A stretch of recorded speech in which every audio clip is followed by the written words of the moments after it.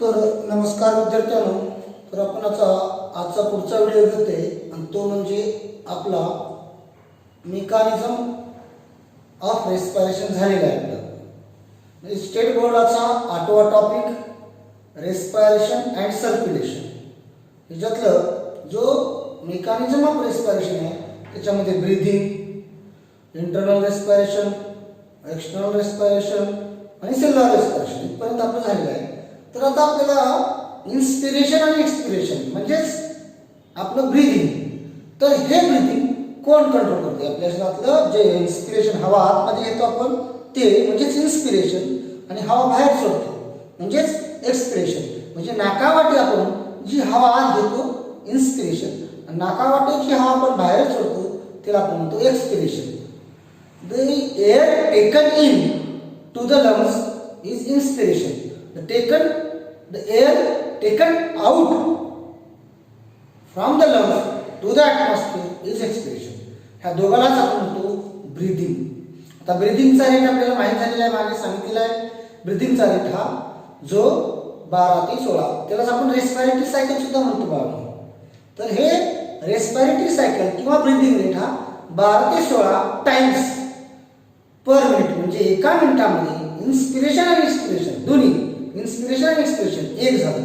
असे इन्स्पिरेशन आणि एक्सपिरेशन किती वेळेस होतात? 12 वेळेस, और 12 ते 16 लक्ष.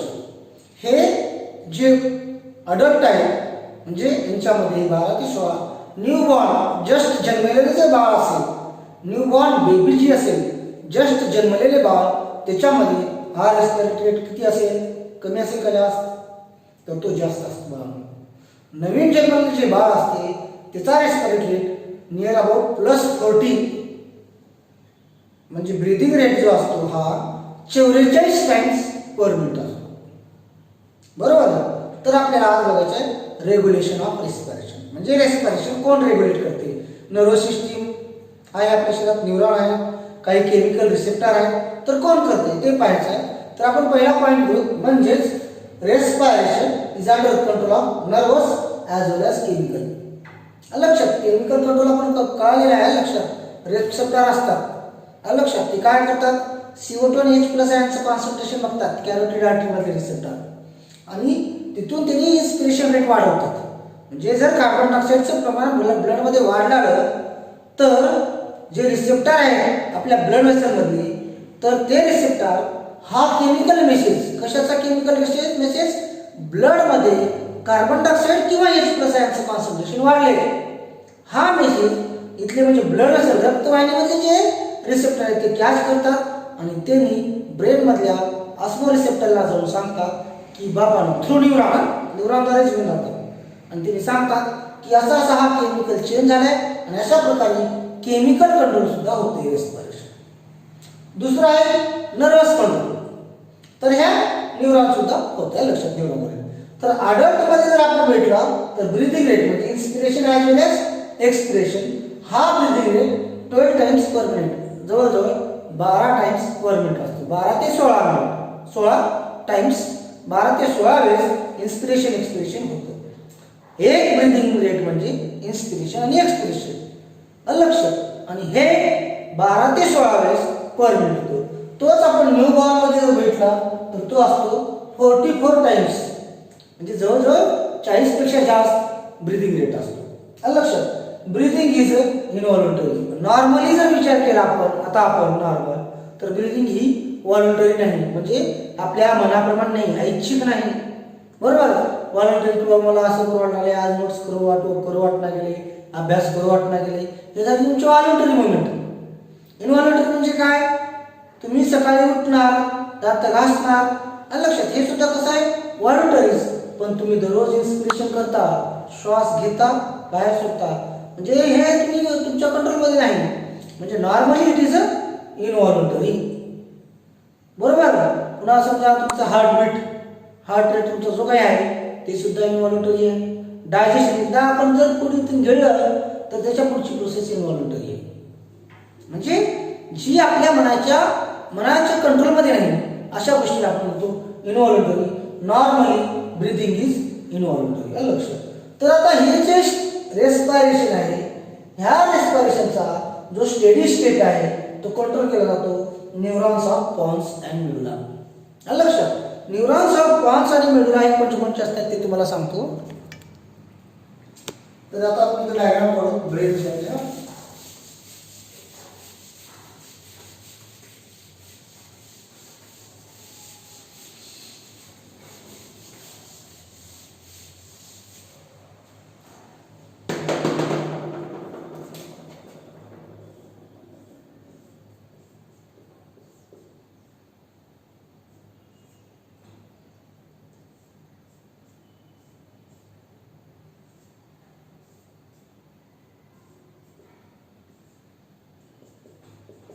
हे असं ब्रेन असतं या.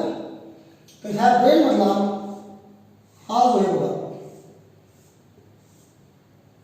हा जो पार्ट आहे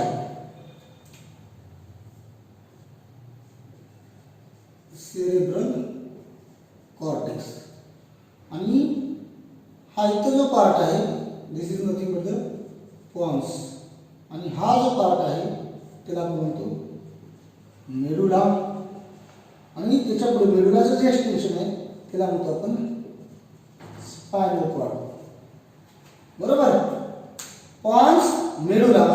तर स्टेडी रेट ऑफ रेस्पिरेशन म्हणजे रेस्पिरेशनचा जो स्टेट आहे बरोबर, म्हणजे रेस्पिरेशनचं जे बॅलन्स आहे म्हणजे 12 टाइम्स पर मिनिट, म्हणजे आपला जो स्टेडी म्हणजे कन्सिस्टंट जे रेस्पिरेशन आहे तो रेस्पिरेटरी रेट एकदम स्टेडी ठेवायचं काम कोण करते?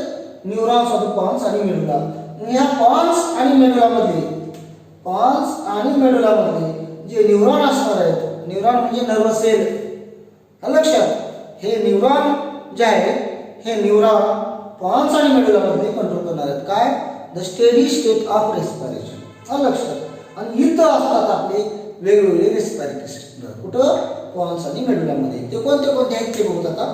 कळालं? The steady rate of respiration was controlled by neurons present in pons and medulla. Pons आणि मेडुलामध्ये जे न्यूरॉन आहे ते न्यूरॉन कंट्रोल करणाऱ्या स्टेडी म्हणजे एकदम स्थिर कशाचा रे?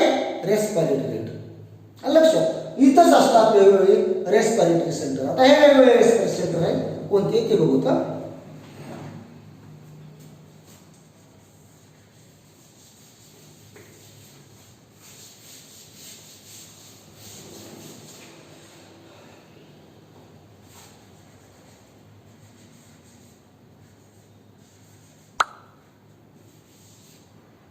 तर बरं, respiratory centre number first dorsal group of neuron.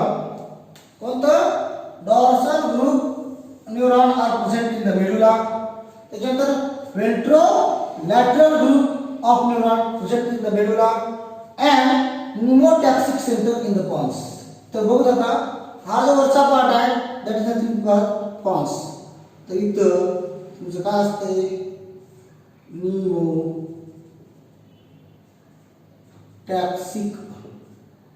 Centre. बरोबर? म्हणजे पॉन्स मध्ये कोणतं? निमोटॅक्सिक. हे सगळे रेस्पिरेटरी सेंटर आहेत बरोबर. रेस्पिरेटरी सेंटर कुठं असतं? पॉन्स आणि मेडुला मध्ये. निमोटॅक्सिक सेंटर कुठं असते? पॉन्स मध्ये. त्याच्यानंतर डॉर्सल ग्रुप न्यूरॉन. तर हा इथे dorsal group neuron in medulla.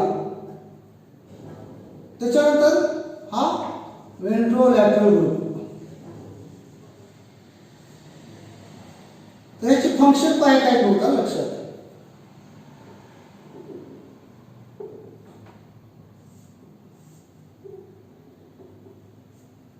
हे निमोटॅक्सिक सेंटर झालं. हे आहे तुमचं जे dorsal group of neuron in medulla. हा पार्ट कोणता? मेडुला. हा जो पार्ट आहे तो कोणता आहे? पॉन्स. Pond's, medulla. पॉन्स मध्ये आपलं काय असते? निमोटॅक्सिक सेंटर असते, आणि मेडुला मध्ये डॉर्सल न्यूरॉनचा असते डॉर्सल ग्रुप ऑफ न्यूरॉन. आणि हे काय आहे तुमचं? इन्स्पिरेटरी सेंटर. बरोबर? त्याच्यानंतर तुमचं जे वेंट्रोलॅटरल ग्रुप आहे हा बघा. वेंट्रल म्हणजे पुढची साईड, लॅटरल म्हणजे साईडला असलेला. लक्षात, हा हे जे आहे मेडुला मध्ये त्याला आपण म्हणतो दोन्ही सेंटर आहेत तिथं, इन्स्पिरेटरी अँड एक्सपिरेटरी सेंटर. कळलं? आणखी एक मेडुलामध्ये आणखी एक सेंटर असते बघा.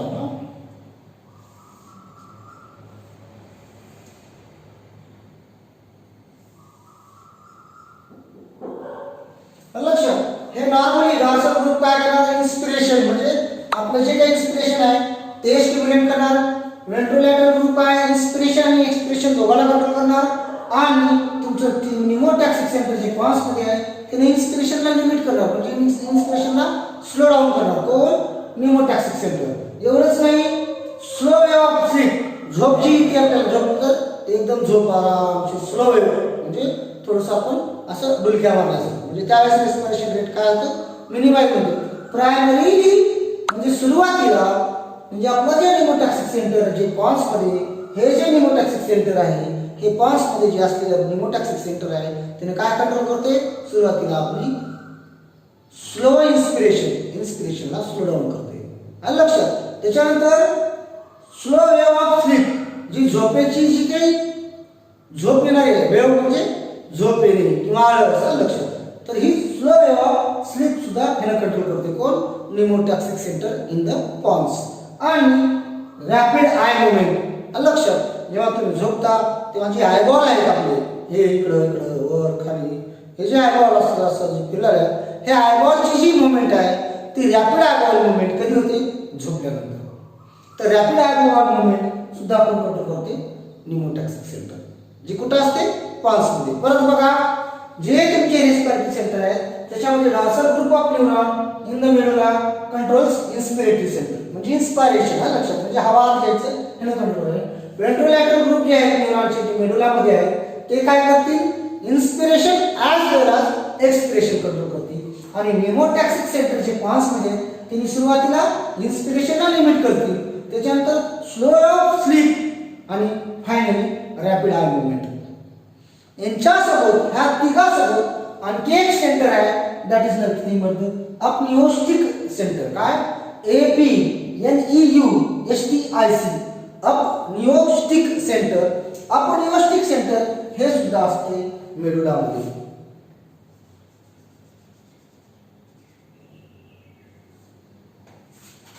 काय नाव आहे इसका?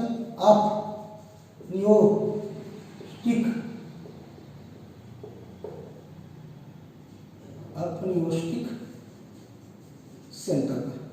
आता हे अपनियोस्टिक सेंटर जे आहे ह्या निमोटॅक्सिक सेंटरच्या उलट असते. It is antagonist.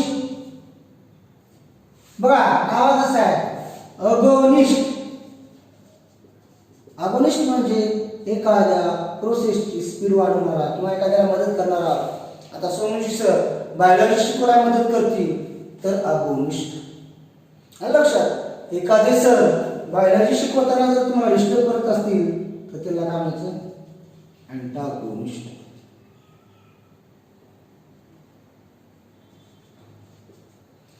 अगोनिस्ट म्हणजे एखाद्या रिॲक्शनची, एखाद्या प्रोसेसची मदत करणे किंवा त्याला स्पीडअप करणे त्याला म्हणतात अगोनिस्ट. आणि एखाद्या घटनेला किंवा एखाद्या गोष्टीला विरोध करणारे, थांबवणारे त्याला म्हणतात अँटागोनिस्ट. तसंच अपनियोस्टिक सेंटर जे मेडुलामध्ये आहे हे काय आहे, it is agonist, antagonist of pneumotaxic centre. ह्या पॉइंट्स मधलं जे निमोटॅक्सिक सेंटर आहे ते आणि हे एकमेकाच्या विरोधात आहे. निमोटॅक्सिक सेंटर इन द पॉन्स त्याला अँटागोनिस्ट असते. अपनियोस्टिक सेंटर इन द मेडुला काय करते बघा, it controls non rapid eye movement. लक्षात, झोपल्यानंतर जी रॅपिड आय मुवमेंटच्या ऐवजी नॉन रॅपिड आय मुवमेंट आहे ती कंट्रोल करायचं काम कोणाचं, अपनियोस्टिक सेंटरचं. आणि दुसरं वेकफुलनेस. लक्षात, म्हणजे जागी करणे. लक्षात, म्हणजे तुम्हाला जेव्हा जाग येते, जेव्हा काहीतरी वाजणार तेव्हा आपलं अपनियोस्टिक सेंटर जे मेडुलामधलं आहे त्यानं non rapid eye movement, non rapid eye movement स्लीपमध्ये कंट्रोल करते. म्हणजे रॅपिड आय मुवमेंटला थांबवते आणि वेकफुलनेस म्हणजे उठवते. झोप येण्यासाठी हे सेंटर आणि झोपेतून जागी करण्यासाठी हे सेंटर. कळालं बघा. तर हे आपल्या इथं आहे. कुठं? In the brain. ब्रेन मध्ये तुमचं पॉन्स आणि मेडुला. मेडुलाच्या नंतर पुढचा जो पार्ट आहे त्याला काय म्हणतो आपण? Spinal cord. त्याच्यानंतर आता हे झालं आपण इन्स्पिरेशन. हे ब्रीथिंग कंट्रोल झालं. आता हे कसे काम करतात ते बघू. जेव्हा इन्स्पिरेशन होते, बरोबर, जेव्हा इन्स्पिरेशन होते तेव्हा थोडंसं डायग्राम काढावं लागतं आपल्याला. इथे एक डायग्राम काढतो. डायग्राम मध्ये थोडंसं जास्त नाही.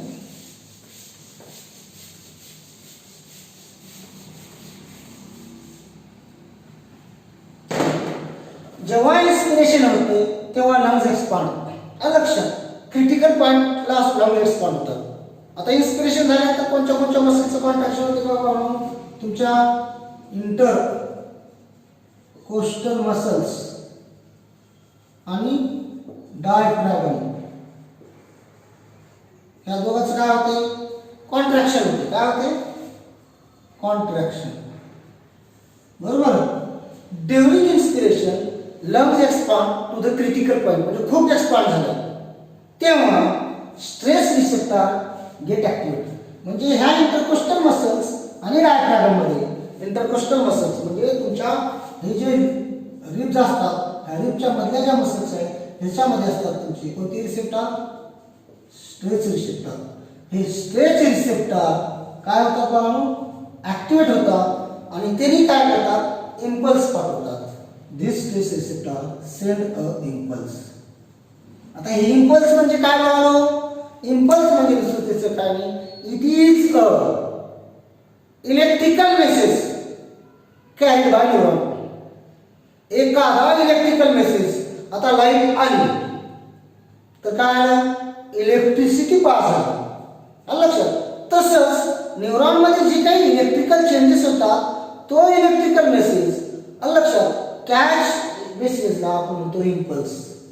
त्यालाच आपण म्हणतो सेन्सेशन किंवा चेतना.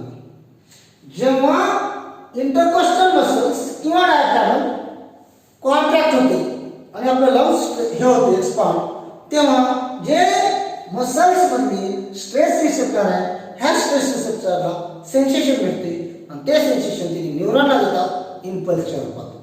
आणि हे न्यूरॉन असतात व्हॅगस न्यूरॉन. कोणचे? व्हॅगस न्यूरॉन.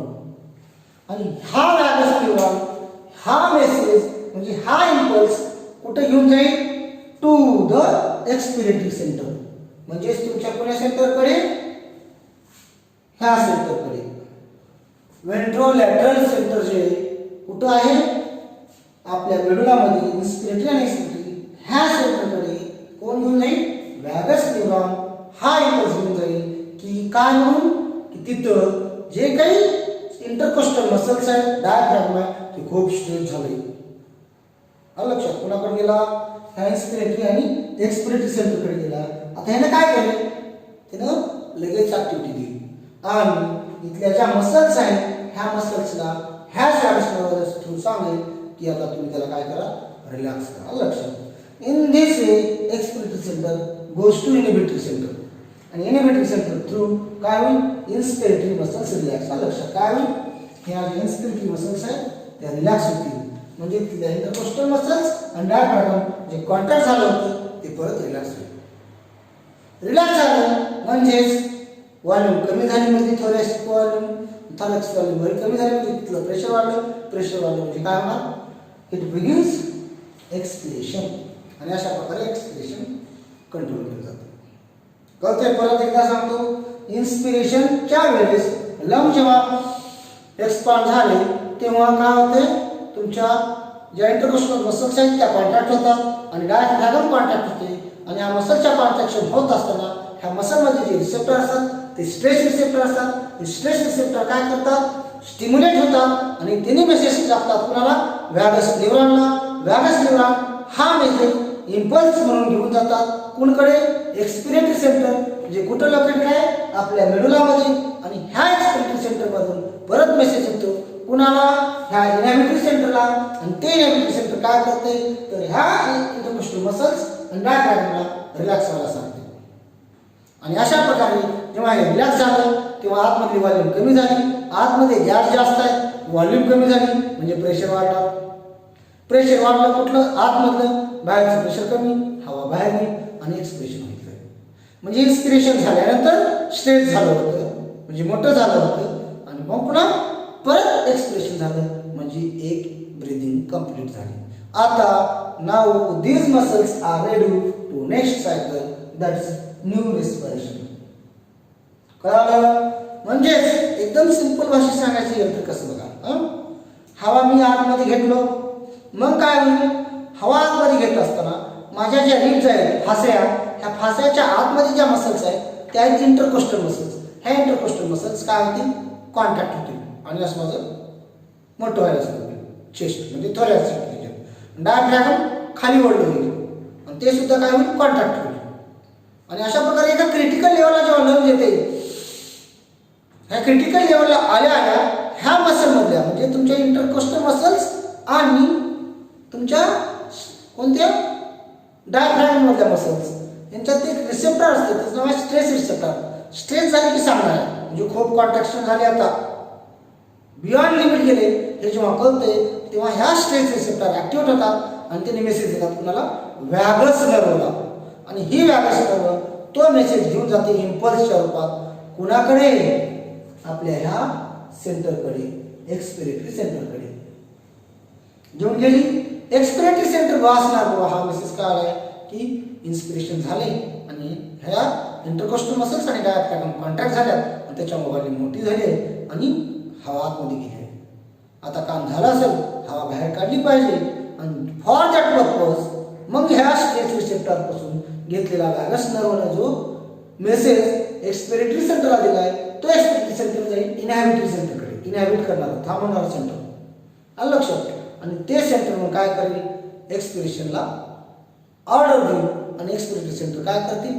आपल्या मसलला ऑर्डर देतील. कोणत्या? इंटरकोस्टल मसल आणि डायफ्रॅगम ह्या दोन मसलला ऑर्डर देतील आणि तिथे काही रिलॅक्सेशन. मध्ये व्हॉल्यूम कमी झाली, आतमध्ये व्हॉल्यूम कमी झाली म्हणजेच आतमधलं थोरॅसिक प्रेशर वाढलं, इंट्रा पल्मोनरी प्रेशर इन्क्रीज झालं आणि मग काय होईल? एक्सपिरेशन, हवा बाहेर पडेल आणि एकदा एक्सपिरेशन झालं की एक सायकल स्टॉप होते आणि इथं आता ह्या मसल्स नवीन रेस्पिरेटरी सायकल सुरू करायला रेडी आहे. आता ह्याच फिनॉमिनॉनला काय म्हणतात? Hering Breuer reflex. काय म्हणतात त्याला? Herring brewer, BREUER, herring Breuer reflex. कळालं? हा जो रिफ्लेक्स आहे इन्स्पिरेशन घेतल्यानंतर स्ट्रेस रिसेप्टर ऍक्टिव्हेट होतात आणि त्यांनी मेसेज व्हॅगस न्यूरॉनला देतात. व्हॅगस न्यूरॉन पुढे जाऊन कोणाला देतात? एक्सपिरेटरी सेंटरला सांगतात आणि एक्सपिरेटरी सेंटर परत आपल्या मसलला रिलॅक्स करायला लावते. हा रिफ्लेक्सला म्हणतात हेरिंग ब्रुअर रिफ्लेक्स. ह्यानं मेनली काय करते? It maintains depth and rhythm of the respiration. रेस्पिरेशनची डेप्थ किती असली पाहिजे? हा जो ब्रीदिंगचा जो काही रेस्पिरेशनचा जो रिदम आहे, जी चाल आहे, तो किती असला पाहिजे, त्याची डेप्थ किती असली पाहिजे ते कंट्रोल करायचं काम हे हेरिंग ब्रुअर रिफ्लेक्सद्वारे आपल्याला कळते. आता आपल्याला आत्ताच मी भेटलो, हे व्हॉलंटरी नाही म्हणून पण व्हॉलंटरी पण आहे. कारण की हे जे काही रेस्पिरेटरी सेंटर आहे, हे रेस्पिरेटरी सेंटर अटॅच आहे कुणाला? सेरेब्रल कॉर्टेक्सला.